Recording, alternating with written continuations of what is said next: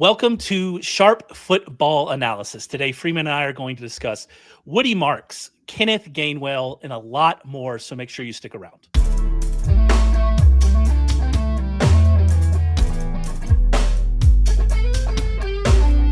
What is up, everybody? My name is Raymond Summerlin. This is Sharp Football Analysis, and I am joined this week, as I am every week, by the creator of FAABLab, Freeman Smith, to discuss the biggest waiver ads of the week. How are you doing, Freeman? I'm doing well. Thanks for having me back on. I'm excited to talk about another pretty good waiver week compared to the slow start we got early in the season. Yeah, it is. It is always one of those weird things if you're into waiver wire and following it and trying to make your team better, is that you don't want to see anybody get hurt. But then when someone gets hurt, it obviously opens up opportunities and you're like, well, this sucks. I don't like this. I would much rather see Malik Nabers play for the rest of the season because Malik Nabers is really good, and watching him go down the way he did on that terrible MetLife turf, like, that's terrible, right? We hate that. But it is also interesting to talk about, okay, what do we get going, the rest of the way? Another interesting thing to talk about, and I don't think we do this enough, like, I don't do it enough for sure, but I don't think we do this enough, is when you're talking about players to add, we don't always talk about players to drop. And I do thought it would be interesting to start this show with, we're 4 weeks down. That's almost a fourth, just under a fourth of the fantasy football regular season. Still a small sample. That's always the problem we have early in the season, is that each game makes up such a big part of the sample, and you can overreact to maybe something you had seen previously. I guess, pour some out for Zay Flowers if we're talking about it. But I still think that there are like names and people and situations that we can say, at this point, even through just 4 weeks, I'm out, right? Like, I'm out on this guy, and I'm ready to kind of cut bait. Do you have any of those names just here as we're talking through it? Yeah, it's an interesting one because I think, like you said, sample size is super small, but also a lot of these guys that I think are the first names to come to mind are some of the rookies that you still want to be patient on. So I'm not ready to cut bait on somebody like Matthew Golden or some of these rookies that I think could really have a second half post-buy bump. Of course, then there's other rookies that just seem completely doomed, like a Caleb Johnson type. But I think it's more interesting to look at what's changed in offenses. The one name that came to mind that I was excited about preseason is Josh Downs. A guy like that where you can see that his role is pretty solidified. He's playing just out of the slot. And another person like Tyler Warren emerges, and the offense is doing well. There's not really any variance to embrace there for him to see upside, right? So we saw this last week. Alec Pierce was out, and he had a lot of snaps ran. He had a lot of routes ran, a lot of snaps played, and still wasn't able to make anything out of it. Still just playing out of that slot role. And it seems like if Indiana Jones, Danny Dimes is going to be thrown to anybody there, it's going to be Tyler Warren. So I think that's kind of the archetype of who I'm ready to cut bait on, is these guys that are pretty solidified in their role and don't really have any route to upside. I think he's a good example. Yeah, no, he's a great example. You did mention some rookies. Jaden Blue, that dream might be dead. And then we'll talk about the Caleb Johnson thing. We'll talk about Kenny Gainwell a little bit, and so we'll get into Caleb Johnson. But I think your point about the type of player we're talking about here is the good one. And so, like, the first thing that came to mind for me, and he's actually coming off a good game, so this might not be like a complete drop him. This might be more of a shop this guy and see if you can get anything back of value. And that's Isaiah Pacheco, who, he did average 5.3 yards per touch against the Ravens. Obviously, the Ravens have their big issues that they have on defense, but he's in a three-headed backfield right now. If we look at the usage against Baltimore, Kareem Hunt led with 31 snaps and 14 touches. Pacheco was second with 26 snaps and 9 touches. And then Brashard Smith was third with 18 snaps and 7 touches. And that wasn't all garbage time. It wasn't like, oh, they were just blowing out the Ravens, and so we're getting Brashard Smith. Through 3 quarters, Smith played 13 snaps to 19 for Pacheco. Pacheco got a touchdown. That helps. He was much more, efficient with his work than he had been previously. That helps. But I think ultimately it's just a matter of time until we see Smith really get a shot in the passing game. He doesn't profile as like that lead back, I don't think. We're going to see him get a shot in the passing game, and every route that he runs just further limits Pacheco and Kareem Hunt into this like two-headed early down, we're just praying for a touchdown kind of situation. And in the Kansas City offense, obviously, it worked against the Ravens, and we'll see what happens when Rice gets back, right? We keep continuing moving closer and closer to that. But he's the kind of guy in a three-headed monster of a backfield that if you could like sell him off that touchdown, in dreams of this Chiefs offense being what it was 3 years ago, 4 years ago, that'd be something I'm doing, because again, it's just the role he's stuck in is just not going to hit for fantasy very often. And even when it does hit, we're talking about, okay, he got a touchdown and, whatever what it was, 50 yards. And we're like, all right, like that's the hit that we have for him. And so unless something changes in that backfield, and obviously things can, but if I was picking on something to change in that backfield, I'm going to bet on the rookie that's making things happen when he gets the ball, Rashard Smith, over, Kareem Hunt and Pacheco. Yeah, plus he's got a little bit of that name value, which I think if you're talking about getting rid of guys in an actual trade at this stage, you definitely need some name value, and he's had a pretty good postseason. Everybody watched him tear it up one year. And so I think he's a good example of somebody you might be able to get something out of. But there's also a lot of value just cutting ties with guys if it's not going to work. And so I think some of the names we'll talk about here are a good example of why you got to get rid of your preseason prior beliefs. Yeah, and cycle that roster. I think that's the thing that people don't do as much. Like a lot of times, like someone will be still, like if you're still holding Kayshon Boutte, right? At this point, then, it didn't work out. He had a good week. It didn't work out. You cycle out the bottom of that roster. You keep churning it. And we're getting to the point of the year where even like you said, some of those name value guys, because of where they are, you can start to churn it. Another guy might be Calvin Ridley, right? Calvin Ridley had, allegedly, Brian Callahan said Calvin Ridley had an injury that he was working through, and that's why he only ran a route on 41.4% of the Titans dropbacks. But like, it wasn't like when he was running more routes. Oh, and by the way, the trend of that is still not great. Like it's 94.1, 90.2, 86.7, and 41.4. There's a clear downward trend here for Ridley. It's not working out. You and I have talked about Malik Nabers several times, I feel like, and how he's more taking advantage of that and over that. And so again, like, let's say he was hurt, and let's say that's the reason he didn't do it, right? And he wasn't out there. But like, what do we care? Even if he comes back and he's running 100% of the routes in this offense, doesn't matter. Like, again, those types of names are who I'm thinking about, that you can continue to churn the back of that roster. Yeah, definitely. And we've talked this year a lot about how the best strategy, especially with FAABs, tends to be taking a lot of little shots. And that's what's nice about FAAB compared to the waiver wire. I think the people we see breaking out in the middle of the season, especially, are guys who get talked about kind of weekly.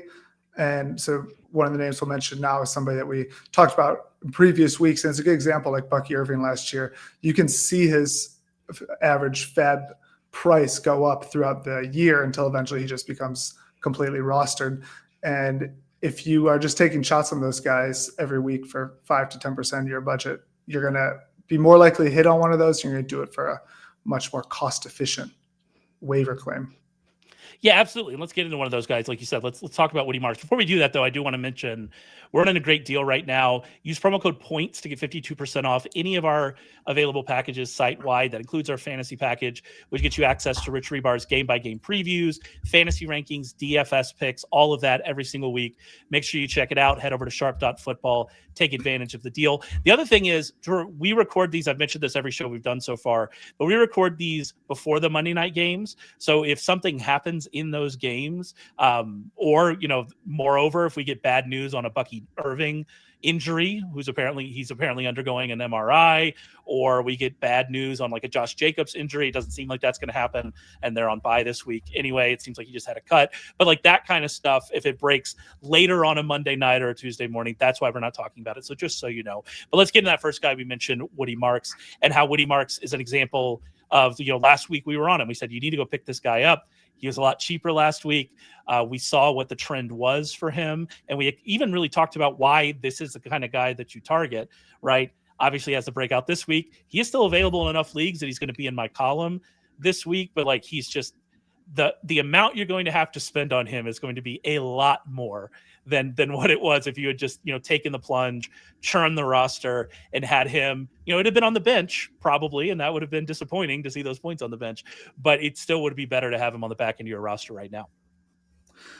Yeah, I think it's pretty obvious he's the top waiver out of the week, so no need to get into exactly why he is. But one thing that I think makes him especially exciting is this week he's got a pretty juicy matchup against the Ravens. And also they traded up for him preseason, or in the draft. They traded a 2026 third-round pick to go up and get Woody Marks, which is a pretty crazy trade to get a fourth-round running back. So it was a little more complicated than that, but it definitely shows that the coach's intent was to end up getting this guy involved. So he's got this perfect mix. He's not just a 1 week flyer that might end up going back to his old role. I think you get the impression that the offensive coordinator Nick Caley and the whole team's plan was always to get Woody Marks pretty involved, and then to see it happening over a geriatric Nick Chubb and with Joe Mixon nowhere to be found, I think it's the perfect combination. Everybody saw what he did, but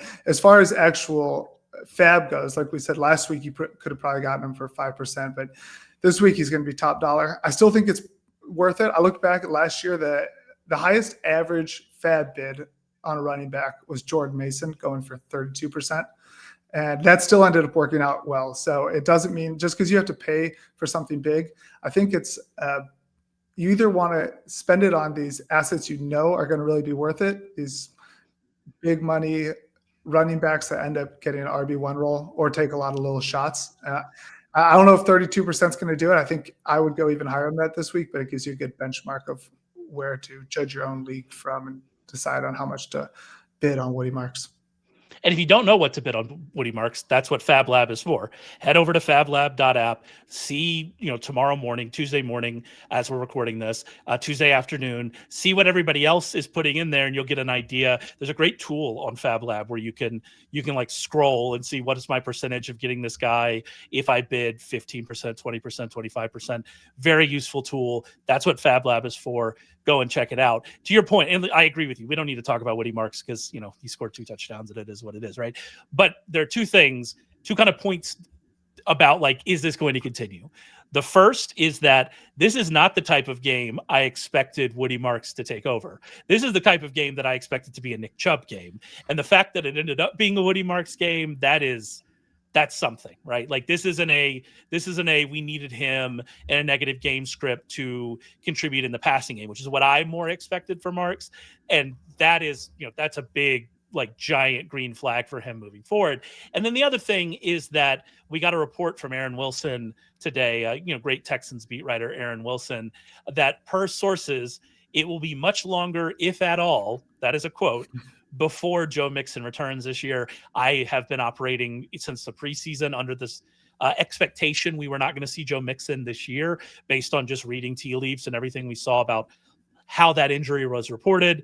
It seems pretty clear he's not close to returning. Again, it seems Aaron Wilson is just like softening the blow here and saying, yeah, he's not going to be back this year. So just keep that in mind as we go through. Another guy that I think probably would get a lot more, I guess, steam on the wire this week if the Steelers weren't on bye coming up is Kenneth Gainwell, who obviously had a massive game over in Dublin, 25 touches, 76% of the carries, 5.4 yards per touch. So it wasn't just like he was getting a huge workload. It was also, working for him there. This is an interesting situation, though. I wonder if, and you're going to know more about this just from FAAB bidding history, like this definitely seems like, I picked this guy up. I can't use him because he's on bye. Jalen Warren's back in week 6. And then, it's like, all right, what are we going to do? Like, I can't imagine I bid enough to get Kenny Gainwell if people are going to get excited about him based on kind of what we saw he was able to do without Jalen Warren in that game.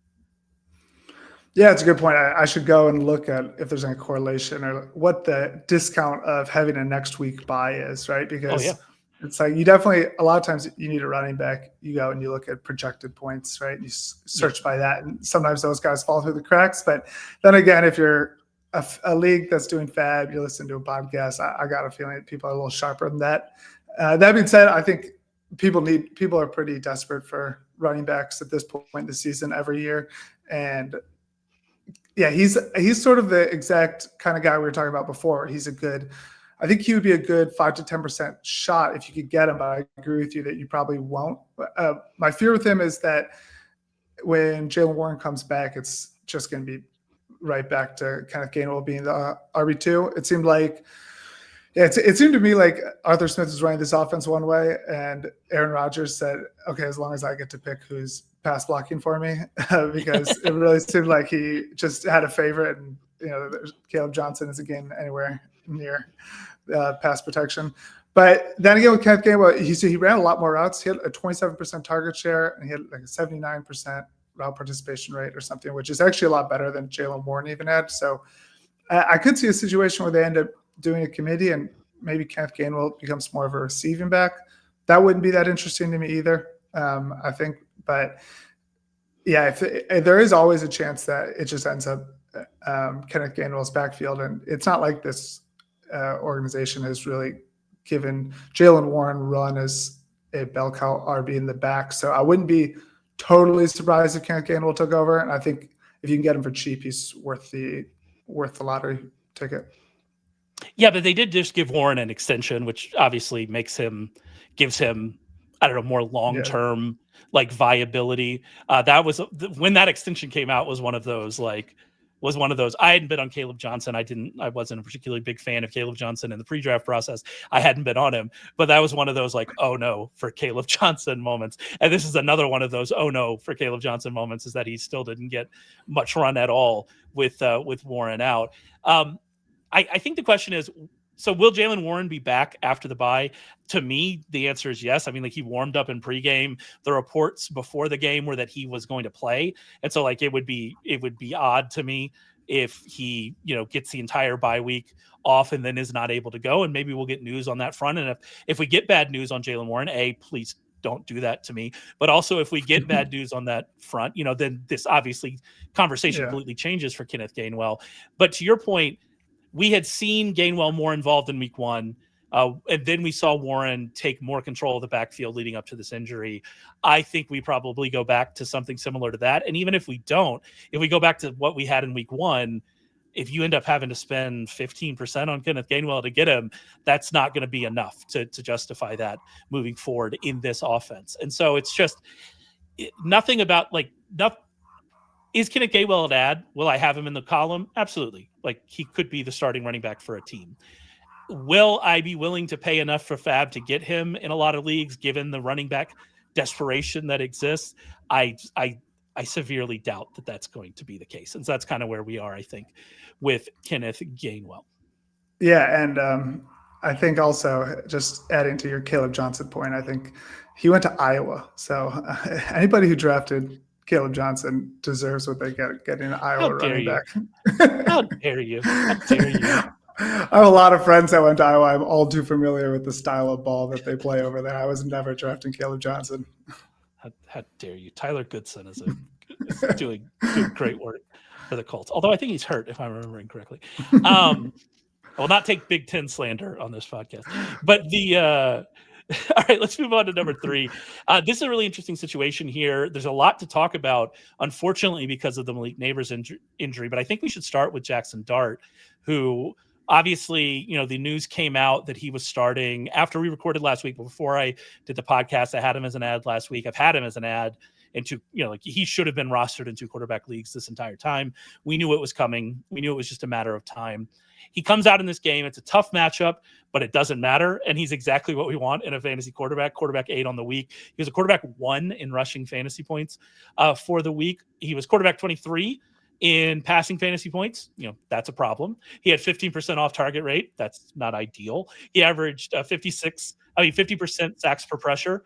Again, that's not ideal. 5.5 yards per attempt, not great. He lost his number 1 wide receiver, not great, right? Like, you put all those things together, it's not good. But he was a rookie making a start in a tough situation, and he showed what we wanted him to show, to be that kind of like, all right, this guy's definitely a starter in 2 quarterback leagues, and he is a streaming option in good matchups in 1 quarterback leagues, which he has this week, by the way, against the Saints. I believe I'm remembering my schedule right. That is correct, against the Saints.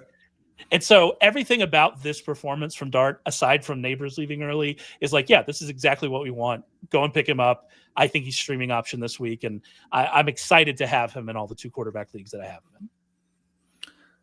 Yeah, I really like Dart. I think he's a perfect FAAB quarterback. Usually waiver quarterbacks actually don't work out that well, but I looked back the last few years. Like last year, I don't count Jaden Daniels because he was drafted most places, but last year the best waiver quarterback you could get was Boutte as far as consistent production, and the best waiver ad as far as spike weeks was Drake May.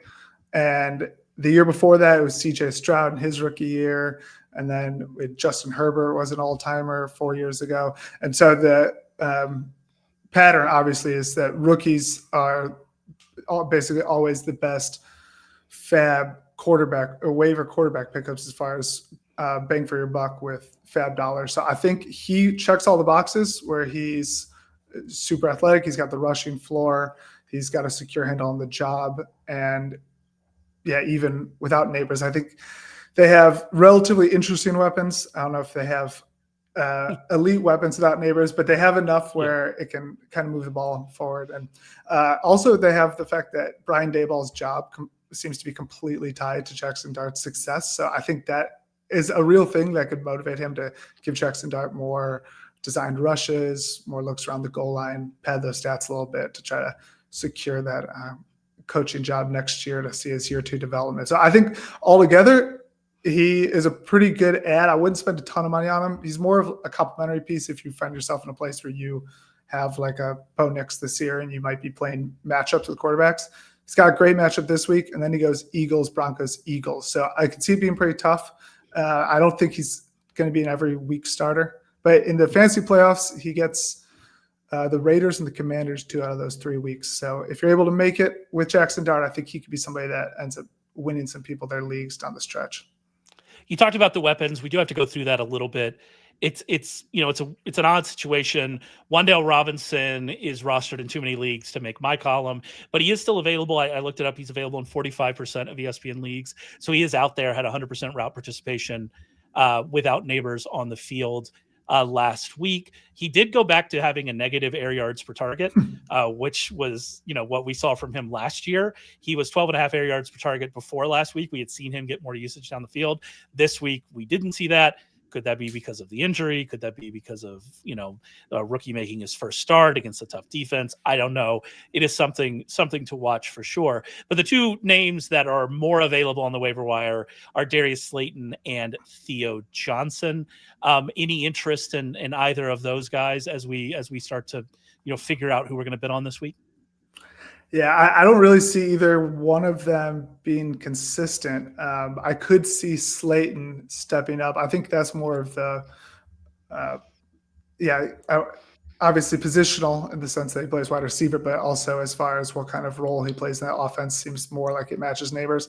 I think the Wan'Dale Robinson higher ADOT this year is mostly just a fluke from a big Cowboys game. And I think Slayton's pretty crazy because he's led the team in 5 of his 6 years. He's been the leading receiver for the Giants. And it's unlike some, it'll be like 800 yards or something. But I think they believe in him more than people realize. When they sent Saquon away, they gave Darius Slayton 3 years for $36 million or something. And so they gave him basically Saquon's salary to stay and be their wide receiver too. And so I think that he'll probably end up stepping up. But it's going to be pretty frustrating. I don't see Dart being able to really air it out in probably the rest of the season. So I don't see that being too valuable. Theo Johnson, maybe if you're desperate, sometimes the trope of rookies looking to a tight end for their safety valve becomes true. But I think there's probably better options at this point. Yeah, I do have a lot of Dart Slayton kind of matches in best ball, just those late, like just trying to match everybody up things. So we'll see what happens. I do have to mention Jalen Hyatt did run a 65%, a route on 65% of the dropbacks after Nabers left. 0 targets, which is the story of his life. Also, Bo Collins ran 50% of the routes. We're digging deep, folks. We're digging deep. Speaking of deep cuts, let's talk about let's talk about one guy specifically who we started this with like, all right, who are we moving on from? Who are we turning the roster with? And then we talked about Woody Marks and obviously why we would have picked him up last week. Why, picking up last week would have saved you a lot of fab. Moving forward and looking ahead, who's like the next Woody Marks? Who's the guy that we can really try to put on our bench? There's a lot of names. There are a lot of guys. But one that sticks out and fits in this deep cut section is Kendre Miller, who I know is a guy you wanted to talk about. Yeah, I think he's a perfect person to add now because he's going to be really, really cheap. I think you probably would want to put a few bucks on him. I think other people are thinking about him. But yeah, the Saints, it's kind of gross, right? Picking up a Saints backup running back. But it seems like Kamara, this is the end of the road for him. And I could easily see him being a guy who gets shut down towards the end of the year. And then at the same time, they're actually running a ton of plays. So even though their offense is not fun to watch, they're running at a really fast pace. So if Kendre Miller does start getting a higher percentage of the snaps, he actually could get a ton of touches and end up being RB2 flex type of guy. But also, I think part of Kendre Miller, he's like the perfect, post type sleeper, right? People think, oh, he's been in the league forever. He's always injured. So he had a hamstring injury and a concussion. It's not like he's been completely just Najee Harris or something like this, but and he's also super young still. He was a 3rd round pick just a couple years ago, and it seems pretty obvious to me that the Saints are seeing him as the heir apparent whenever Kamara does retire, and so that alone means that I think towards the end of the season they might start showcasing him a little more and see what they have before rebuilding next year. So I think this is a good person to get ahead of, and it seems like we're already kind of seeing him take over in snap share. Yeah, and I mean this is a Kendre Miller safe space because I've continued to stash him on lots of dynasty teams because I do like him, and obviously I liked when he was coming out of school. Hasn't had, like you said, hasn't had the start, and has had some injury issues, but he's healthy now. We saw him last week. To your point, I do think you probably have to put a few dollars on him because he's coming off a good game and he scored a touchdown, if I remember correctly, and off the top of my head. And so you're going to have that. The other thing about this is that still in that game where, we liked what we saw from Kendre Miller. It was still Kamara, 47 snaps to 21 for Miller, 15 carries to 11, but 24 routes to 3. Those routes targets are just such a much better way. You want carries inside the 20 and you want targets for a fantasy running back. That's what we're looking for.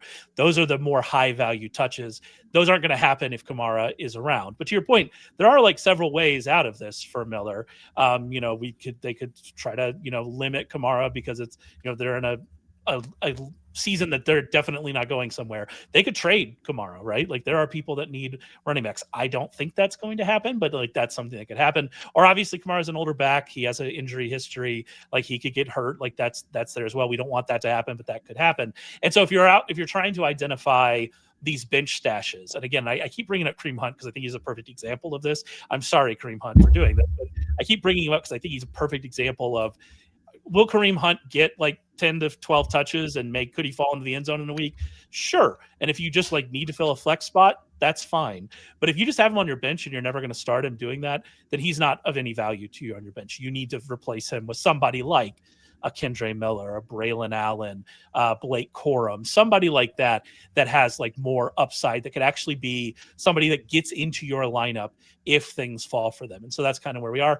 But the other thing is that, in a previous existence of fantasy football, Woody Marks would have been available in 95% of leagues and not 70% of leagues. People are figuring this out, and this is why you have to get ahead of it. I also feel like if we're talking about deep cuts, I have to mention Kendrick Bourne because it seems like Ricky Pearsall is going to miss Thursday night against the Rams. Rams have been a friendly matchup to receivers ever since they lost Ahkello Witherspoon.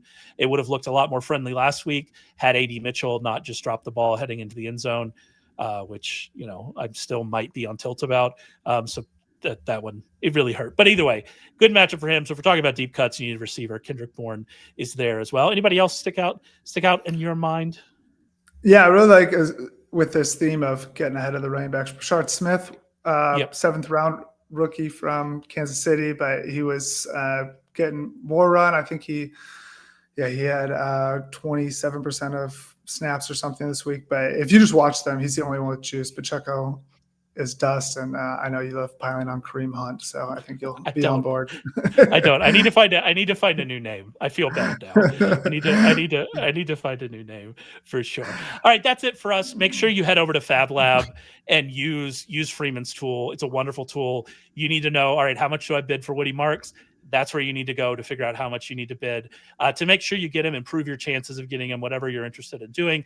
Also, head over to sharp.football, use the promo code POINTS, get 52% off any of our packages. That includes our fantasy package that has Rich Rebar's worksheet previews, his fantasy rankings, his DFS picks. All of that is available there. Also, make sure you subscribe to the podcast wherever you find us.